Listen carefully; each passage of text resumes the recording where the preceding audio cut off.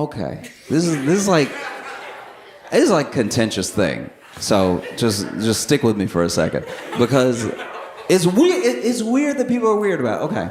So my friends are having kids, right? A lot of them are starting to have kids, so they're all having the conversation about like if they're gonna spank their kids, right?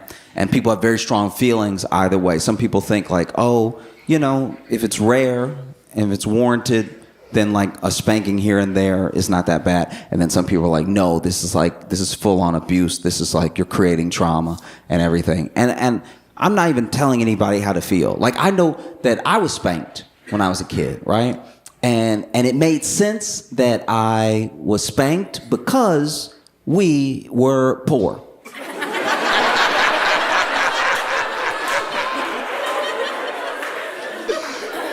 Do you understand what I mean? Like there was nothing to take away. You know? Like there was a year that my mom and I shared a bedroom when I was a little kid. What was she gonna take away? Me too. The floor? But rest of the month you float from now on. And if I catch you not floating, that's your ass, all right? Do you see what I mean? Real quick, welcome to Rich House Reviews. Shout out to the people that were poor, that did grow up poor and didn't grow up with everything. I did grow up. I was in my mom's room as well. Grew up on the East Coast. Let me know where you guys are from. Let me know why you love this comedian right here, Josh Johnson. I was literally not even going to react. This came out. I jumped on it. Let's get right back to the video. Because I was in a very weird position at one point because I didn't have much money, but I got a scholarship and my family pooled their money together to make the ends meet for me to go to this Catholic school, right? So I was a kid with no money going to school with kids with real money. Like money where they don't need to read. You know what I'm talking? You know that proper money that you can't mess up? You know that old money? And so, you know, I remember it was one time we were sitting around the lunch table and and this one kid, I said something about my mom, you know, like spanking me for something, and we were still in junior high or whatever. So I was talking about a time from before, you know? And then this other kid was like, oh, don't worry about it, Joe. You know, my dad still spanks me, right? And I was like, ooh. Ooh. Tyler, you have a pool. That's abuse.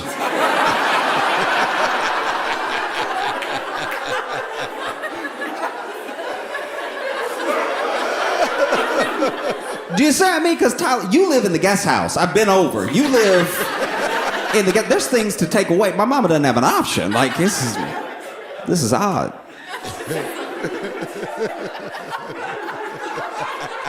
Like that's kind of how I feel about it. I'm not gonna lie. Maybe it's right. Maybe it's wrong.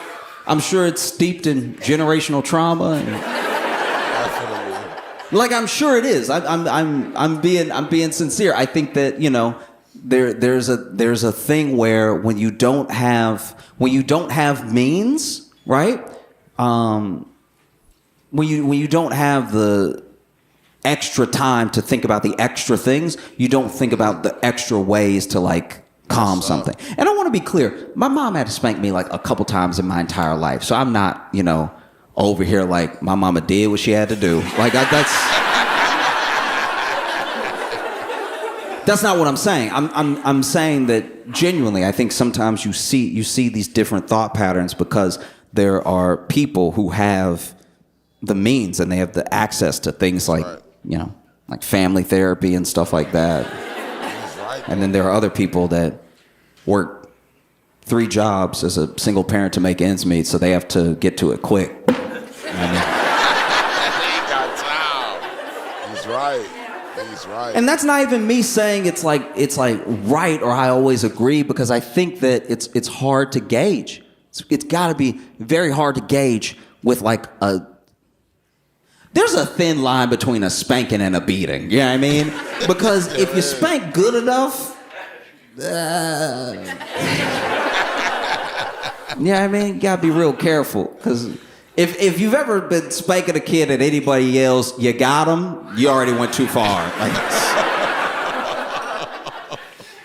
you know?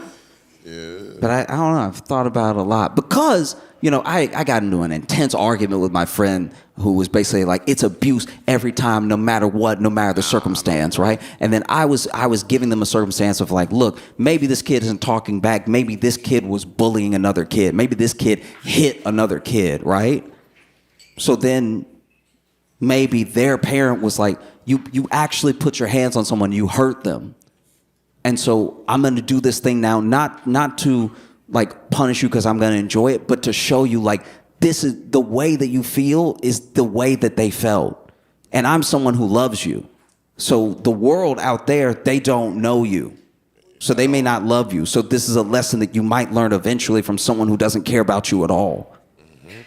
And that's how I posed it to him. And he wasn't hearing. Hashtag parent gang if you're a parent in the comments. I love the fact that he's going here. And I get it. I get it because, you know, everyone has their own experiences and stuff. But I feel like no matter your feelings on spanking, we've all met like a grown man that deserved to have their ass beat.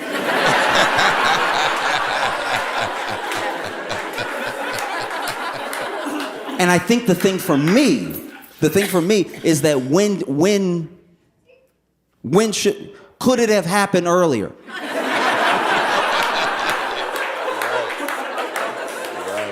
And I want to be clear here. I'm not like blanketing, co-signing anything. I'm asking questions genuinely. I'm asking questions because people are very split on it. You know what I mean? Like make some noise if you got spanked as a kid.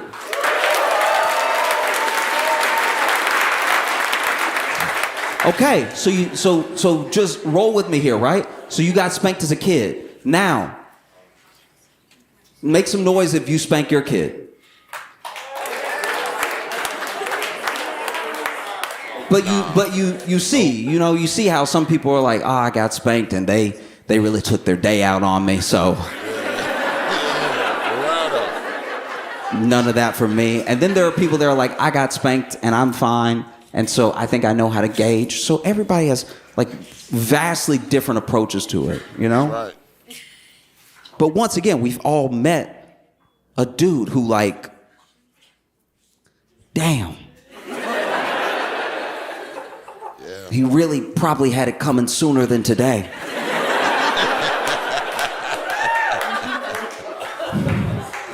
He's right. But then how do you gauge that, you know? Because I get what some people are saying. Some people are like, look, this child is just trying to make their way, and they might not even respond to it the way. We're all individuals. So even though you have your kids and your kids have a part of you in them, they're still going to be different people. So then how do you make sure that this kid doesn't walk away with the worst lesson possible, the worst feeling possible from this thing that like worked out for you? But it might not work out for them. That's a scary thing, you know? It is. Like, I used to be like very nervous about moving to New York, right? I moved to New York years ago, and I remember when I got to Brooklyn, I saw a fight when I got there, and these were two kind of big guys. One guy was like medium sized, bigger than me, and he was muscular. And he looked like he knew how to fight because he did all the stances.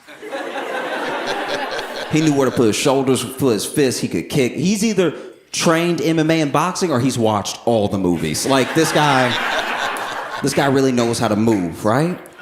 And then the big guy was just a big guy. Like he was that, you know that type of big where you can't tell if it's fat or muscle? You just know it's in the way, right?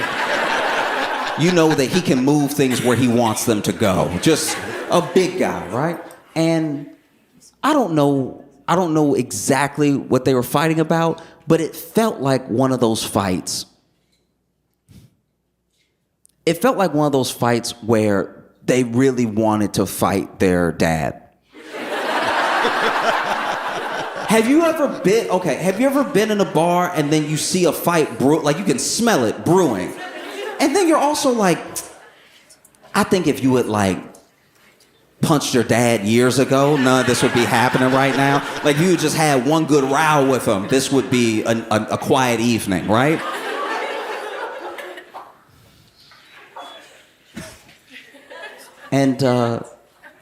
They were going at each other, and some of it was punching, some of it was kicking.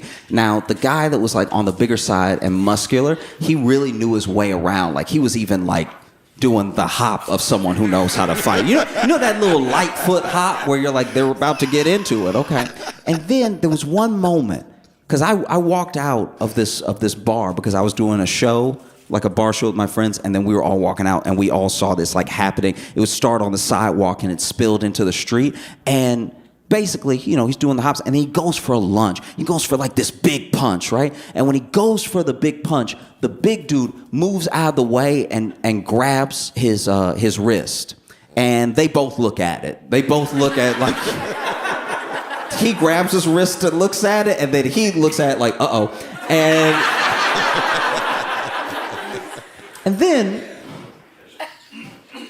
And then he grabs his wrist, and with his other hand, he grabs the back of the dude's belt, right? Pulls him forward, knocks the guy pretty much off balance, lets go of the wrist, passes the belt to his other hand, lifts him up, and then spanked him in public. And like...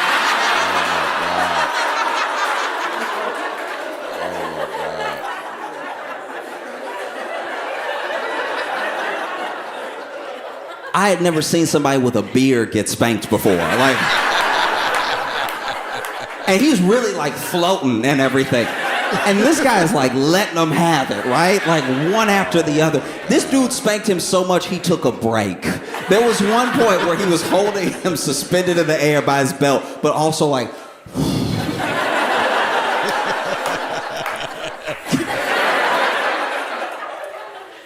And then after like the 36th lick, let's go of the belt, dude drops to the ground. He gets up and he sort of limps off, a lot of expletives and stuff, but it's kind of done. And this guy goes back into the bar we were just in, because he wasn't watching the show. The show was in like a back room. This guy was just in the bar, and I had no idea like what the fight was about, because once again, we had already walked out and it was already happening. But he walked back in, and I'm like, I'm a curious duck. You know what I mean? Like, so I go back in after him and I'm like, hey man, are you okay? Which is a weird thing to ask him, but it's like, are you okay? What was all that about? And then he turns to me and goes, I look like a lot of dudes' dads.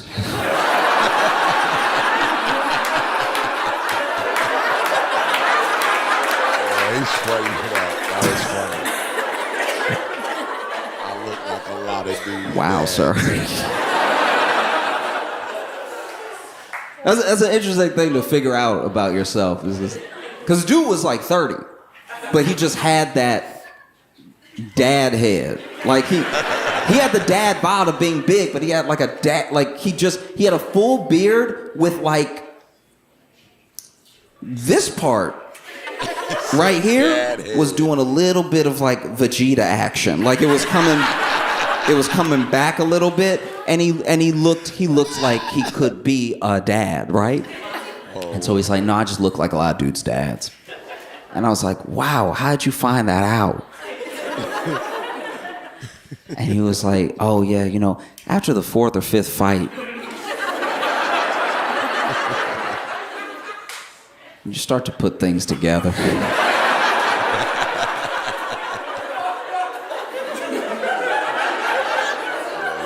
And he told me that sometimes he goes to the bar with his friends, because his friends are with him and they don't help because they know he can handle himself. And so go to the bar with his friends, and he's like, after a while I can just tell some guy starts looking at me and he's just giving me a look like you can tell he's a certain level of drunk, but he's looking at me like, huh? And then he comes and he starts jawing at me, and I can tell it's not about me because I was just sitting here, I wasn't doing anything. And then he wants to fight, and he either swings at me first or he says, let's go outside, but this happens pretty often. And I was like, wow, are you a dad though? And he was like, yeah. Crazy. I was like, do you spank your kid? He was like, oh, no, I would never.